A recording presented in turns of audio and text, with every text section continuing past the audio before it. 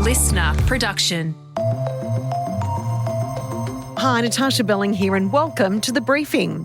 Zohran Mamdani is the new mayor of New York. The 34-year-old is a self-described democratic socialist who won by a landslide this week, using TikTok's algorithm and endorsements from Bernie Sanders, which ultimately saw him become the city's first Muslim mayor. New York will remain a city of immigrants, a city built by immigrants, powered by immigrants, and as of tonight, led by an immigrant. So hear me, President Trump, when I say this. To get to any of us, you will have to get through all of us. In this bonus ep of The Briefing, we're revisiting our chat with Simran Pasricha, a journalist at Pedestrian TV, who unpacks what lessons politicians from across the world, including here in Australia, can learn from this changing of the political guard. Simran, thanks so much for joining us. The big question everyone is asking right now here in Australia and right around the world, who is Zohran Mamdani? I like to call him the man who's making politics hot again. I feel like that's what keeps popping up on my For You page. But he did just win the Democratic primaries in New York yesterday. So very exciting. He is in the running to be the mayor of New York City.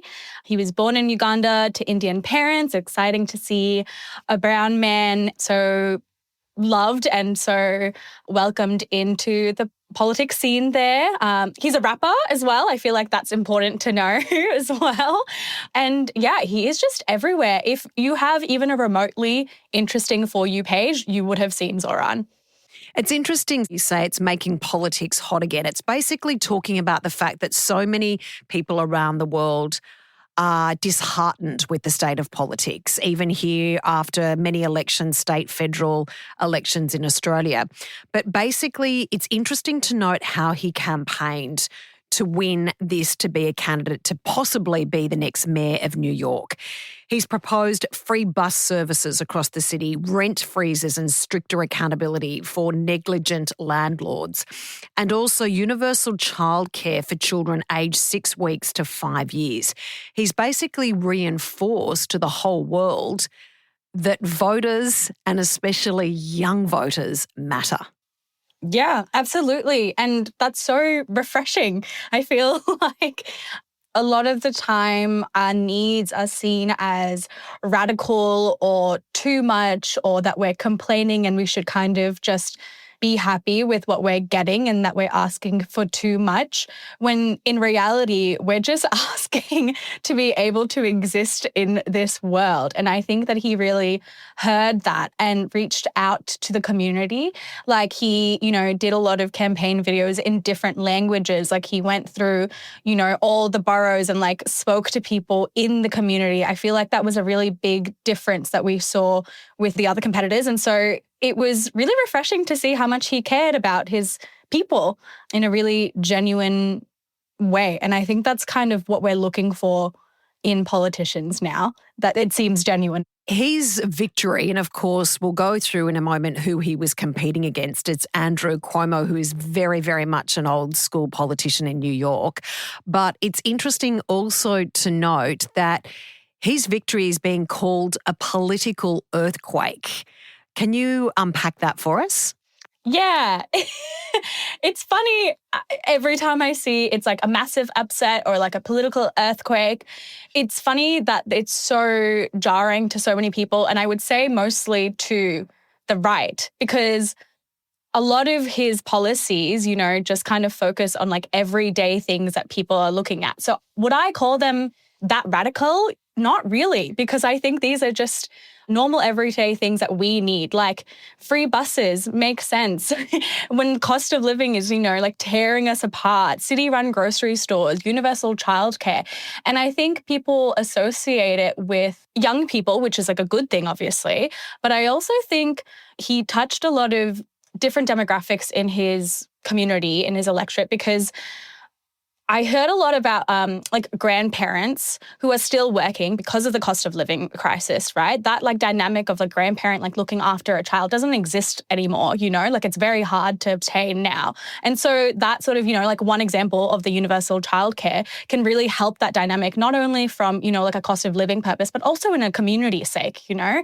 And so it's unfortunate that it's viewed so radical when it should be so normal. And I think especially in a time where every day you wake up and it's another conservative politician taking things away or making things better for a certain type of person, the elite, it's really refreshing. And so I guess it is an earthquake to like shake things up in a way that it's looking out for the everyday person.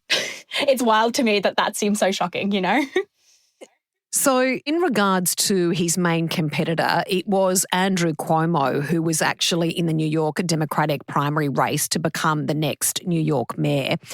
Andrew has a very, one would say, pretty serious allegations made against him previously, but he did actually have endorsements from Bill Clinton and a mountain of centrist, or being called centrist donors. And then he still lost. And he even made a concession speech saying tonight is his night, referring to Zohran, saying he deserved it, he won. And it's estimated that Andrew spent $25 million and still lost. Yeah. And I think that was on outside money as well. So like that is quite a significant amount. And to have, you know, that name recognition as well, like come with your platform. But yeah, it's quite shocking. And Mamdani's was very grassroots, and it was very, like, I think a big part of it was like TikTok powered, but I think again, it was just about connecting with what people actually wanted and like not being afraid to be out in community and to talk to people and to show up in places that might seem crass to a more like traditional group. Because I think I was seeing him all over my For You page, from, you know, like being endorsed by different like podcasts, like the Celebrity Memoir Book Club podcast, or, you know, Emily Ratajkowski, like models. And he was on the subway, you know, doing subway takes, and he was like breaking a fast like on subway take to like talk about food insecurity, like these sort of things that like matter to people, and really putting a face to everything was really huge. And I think at a time when we needed that shift, it was just perfect, because now he's the face of this sort of generational and ideological shift in the Democratic Party, but also I would say just in politics in general, which I think is why it's mattering to so many people all over the world. Simran, just on that point, why should this matter here in Australia? Because our last federal election saw the Liberal Party absolutely decimated. One may argue, like in the US, that Donald Trump, no matter how many people said or underestimated that he couldn't win, he did. And the Democratic Party ran an horrific campaign, one may argue, like the Liberals did here in our last federal election. So what do you think are lessons, or what lessons do you think can be learnt by this case now unfolding in New York? Yeah, I think people are very fatigued with the same old, you know? I feel like a lot of people lose faith in the system that we exist in already. And I think what Mamdani is doing well is that he's shaking up the system that we are forced to be in, you know? Like he's doing what he can within the framework and pushing the boundaries where he can. And I hope that that's sort of like a signal that, you know, you can run on big, bold, you know, left-wing ideas and actually win against the old guard, which is pretty huge. And I hope that it's sort of a glimmer of hope, honestly. And I think especially in these past 2 weeks, I feel like it was a glimmer of hope on our For You pages and hopefully, you know, in the wider world. In regards to Mr. Trump, he has actually called Zohran a communist lunatic, and there have been critics coming out, just to, you know, devil's advocate, the other side of the argument, saying that experience matters. And as you mentioned before, Zohran was a rapper and has no, you know, history of political experience or leadership. Do you think that might play into his disadvantage? Do you think experience matters when it comes to leadership? I think to a certain degree, but I would say, you know, Donald Trump, who is in his late 70s, I think, or is much older than Mamdani, I'm not sure that the amount of experience he has helped him so much in his career as a politician. I'm not surprised that he was so offended and maybe threatened by Mamdani's position and his win. He did this like similar things when AOC took office and throughout her time. And it's not surprising to think that something so helpful to the wider group and wider people would be so radical to him. But to your question, I think experience is important, but I think caring about your people and being open to conversations, with which Mamdani is very good at. Even in his speech yesterday, he said, I'm open to speaking to people who disagree with me and learning from them, which I think is really huge, especially in regards to he's, pro-Palestine. And so I think there has been backlash from a few Jewish communities. And he's very open to learning about the anti-Semitism that is taking place whilst not going away from his morals or, he's open to the conversation, which I think is important. It's certainly an interesting time in politics. We really appreciate you joining us today. Thank you so much. Thank you so much. That was Simran Pasricha from Pedestrian TV speaking with us there.